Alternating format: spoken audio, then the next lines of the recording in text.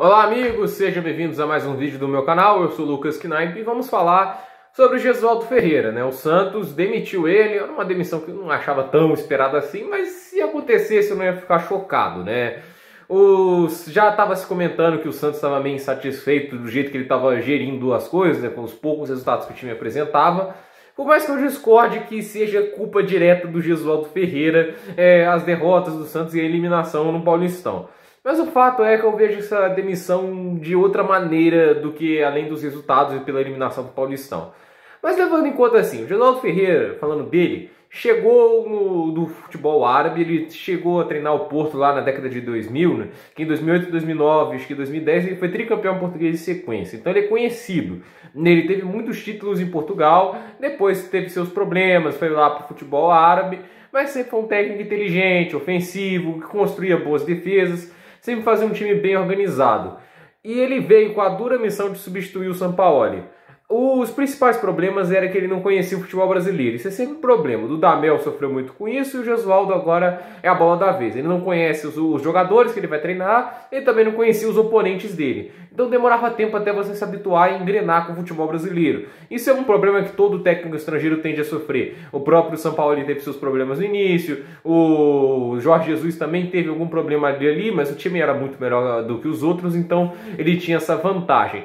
Por isso eu vejo assim, a demissão do Gesualdo tem mais um papel político. Os resultados estavam como esperavam? Estavam no nível Sampaoli? Não, não estavam. Até porque não é o mesmo time e o clima está muito pior, coisa que eu já vou explicar pela frente. Não era um ambiente muito saudável para se fazer as melhores táticas. Não era um desempenho acima do esperado ou esperado, mas também não era um desempenho terrível. O Santos tinha seus boas atuações, não conseguiu engrenar de verdade, tudo bem, mas estava em primeiro lugar no grupo da Libertadores e uma eliminação num torneio supérfluo com o Paulistão, eu acho que não é uma justa causa para demitir o cara. Ainda mais a uma rodada menos de uma semana do início do Brasileirão, você entrega basicamente uma bomba na mão do próprio técnico que vai ter que pegar o elenco que ele basicamente não conhece e que vai ter que aplicar a sua própria tática, que normalmente tende a ser diferente do que o Gesualdo aplicava. Pelo que estão falando, o Cuca deve ser o favorito, e o Cuca sempre foi um treinador de contra-ataque, mas é ativo, que sabe fazer boas defesas. Ano passado ele foi treinador de São Paulo durante boa parte da temporada, acabou demitido, mas tinha algum ponto positivo daquele time, era a defesa que era bem organizada e era uma das melhores do Brasileirão. Então assim, é o que tem pra janta pelo visto pelo Santos. Tem que ver se ele vai aceitar, porque a gente tem que lembrar uma coisa, a situação do Santos é muito ruim. Eu vejo essa demissão do Gesualdo como uma decisão política de tentar jogar a culpa no técnico, né? De tentar se limpar no cara. É assim que eu vejo, porque eu não acho que os resultados justifiquem isso. O Paulistão é um torneio supérfluo. Você não demite um cara porque se apresentou mal no Campeonato Paulista. Até porque se a demissão só é justificável quando o time não apresenta evolução e quando você pensa, não há nada de útil ali que eu possa aproveitar. Não era bem assim. A gente tem que entender, o fracasso do Paulistão se deveu muito a uma expulsão do Marinho, que o time estava ganhando, aí o Marinho dá uma cotovelada no cara lá, acho que foi assim que aconteceu, e ele acabou expulso e com um a menos o Santos perdeu o controle do jogo e levou a virada. E vale lembrar, o Santos teve 4 expulsões nos últimos 4 jogos. E a maioria desses jogos, quando acontecem expulsões, o Santos acho que nunca estava perdendo quando alguém foi expulso. Então, meio que a derrota acontece depois da expulsão, quando o Santos perde o ritmo no jogo. Uma expulsão, ainda mais um jogador como o Marinho, que tinha feito gol, que estava sendo o melhor jogador do time naquele momento, sempre abaixa a moral do clube, o clube perde um pouco das esperanças, e nesse cenário o time acaba levando as viradas, acaba não conseguindo sustentar a sua vantagem. E agora o Santos está numa condição de que existem jogadores querendo rescindir o contrato, porque o Santos não paga salário há mais de 3 meses a certos jogadores. Isso pode justificar a rescisão unilateral pelo lado do jogador pela Lei Pelé. Não à toa o Sacha está lutando para rescindir, o Everson, ambos alvos do Atlético Mineiro. Muitos times os jogadores estão lutando para rescindir contratos do Santos. E muitos devedores, né? O Santos está devendo muito a muitos clubes. Ele está devendo até times da Rússia e agora está devendo também ao Huachipato, que era o antigo time do Soteldo. Vale lembrar que o Santos este ano recebeu uma oferta pelo Soteldo de 51 milhões e na cláusula do contrato que diria que se eles não aceitassem, eles teriam que comprar o resto dos direitos do jogador, que dá 50%. Então, assim, numa eventual venda, metade ficava com a Huachipato, metade ficava com o Santos. Então, dava 25,5 milhões e meio para cada um. Mas como o Santos negou, ele é obrigado a comprar o resto dos direitos, o que dá metade do valor oferecido. Então o Santos era obrigado a pagar 25,5 milhões para o Huachipato. É muita grana? É. Para você ter uma ideia, o campeão do Campeonato Brasileiro recebe de premiação da CBF 39 milhões de reais. O Santos foi até vice-campeão ano passado. Então, assim, o Santos teria que ser no mínimo um sexto, sétimo colocado para pegar esses 25,5 milhões. Pelo menos a minha teoria aqui, eu não tenho a planilha toda certinha de quanto dinheiro recebe cada posição do Campeonato Brasileiro, mas deve ser por ali.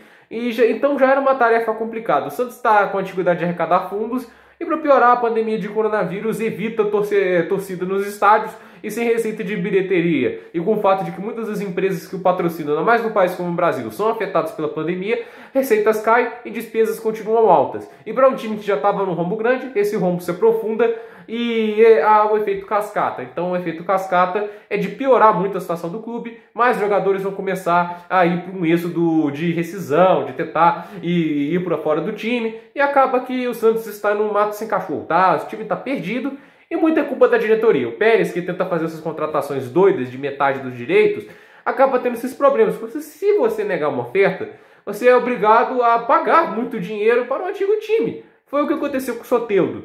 E a gente tem que entender uma coisa. Eu sei que o Soteldo é o melhor jogador do clube, mas se você recebe uma oferta, não tem dinheiro para manter ele, você é meio que obrigado a aceitar. E não era uma oferta baixa. O Pérez falou lá, não, só aceita ofertas 4 vezes maiores. Acho que chegou a falar isso. Ninguém vai oferecer 200 milhões de reais pelo Soteldo. Ele não vale tudo isso. O mercado brasileiro não é um mercado que valoriza muito os jogadores. Para você ter uma ideia, o Everton Cebolinha pode sair do Grêmio a 20 milhões de euros. Isso não é uma grana espetacular. Vai quase 100 milhões de reais? É. Mas ele é um talento tão superior e não está saindo tão caro quanto esperava. O Grêmio queria 40 bilhões de euros e vai sair por uns 20 para o Benfica. Então, assim, é uma situação que a gente tem que olhar. O futebol brasileiro tem que entender a realidade da situação. E o Santos não entendeu essa realidade. A realidade é que não tinha condições de manter e a grana do Soteldo iria ajudar a estabilizar o clube, pagar algumas dívidas e tentar manter os salários do time rodando por mais algum tempo. Foi o que o Vasco fez com o Marrone. O Marrone eles venderam por 20 milhões ao Atlético Mineiro. Esse dinheiro eles usaram para pagar salários atrasados, o que acalmou os ânimos do clube. O vestiário e todos os funcionários ficaram num ambiente melhor depois de receber o dinheiro. O Santos não fez isso. O Santos arrumou uma nova dívida. E a demissão do Gesualdo é uma nova dívida, porque tem a multa rescisória. E o Gesualdo não era um técnico barato.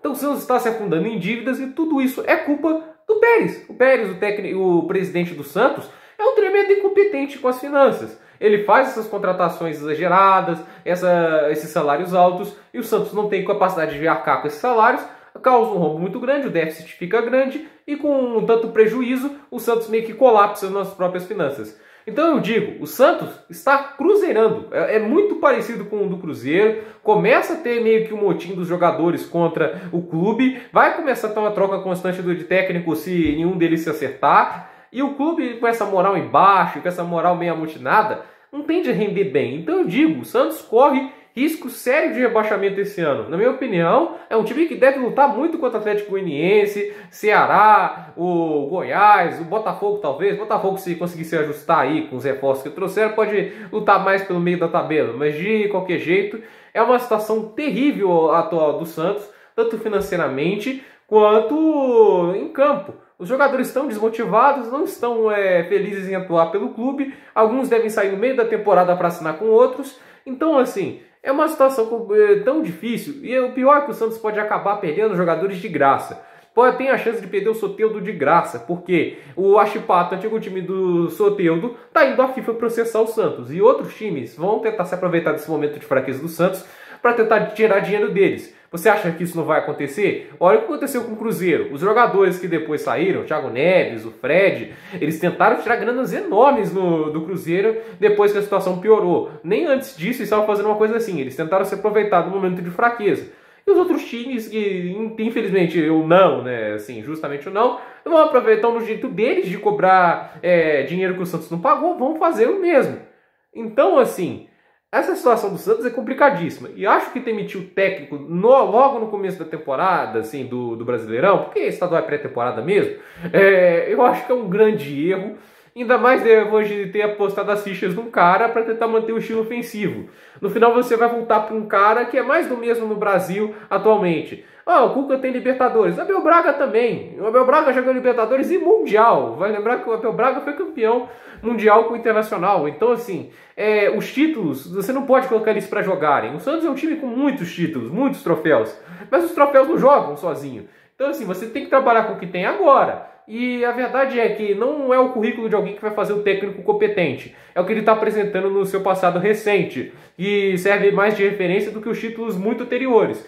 E o passado recente do Cuca não é um passado muito próspero. O São Paulo, como eu disse, aproveitava bem a defesa, mas o resto do time não era fantástico, era até bem abaixo da média. Então, eu acho assim, é um futuro nebuloso. Eu não sei quem aceitaria trabalhar no Santos nessa condição. Até o Pérez sair, porque eu acho que essa situação não melhora com ele lá.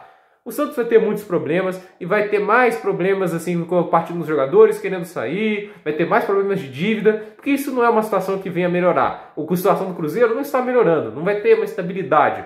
É uma situação que tende a piorar. Agora os problemas começam a crescer. E se não resolver rápido, se não tentar arrumar um acordo, conseguir vender alguns jogadores com rapidez para tentar diminuir um pouco do peso das dívidas, o Santos pode colapsar e pode acabar tendo seu primeiro rebaixamento.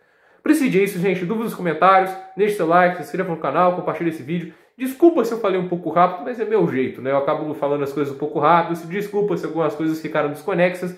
Mas o meu objetivo aqui de falar do vídeo é sobre o problema que o Santos está causando, né? Que a diretoria causou ao clube e que demitir Jesualdo Ferreira não é solução. Eu acho até que não tem muito melhor técnico aqui no Brasil disponível que ele. Até o próximo vídeo.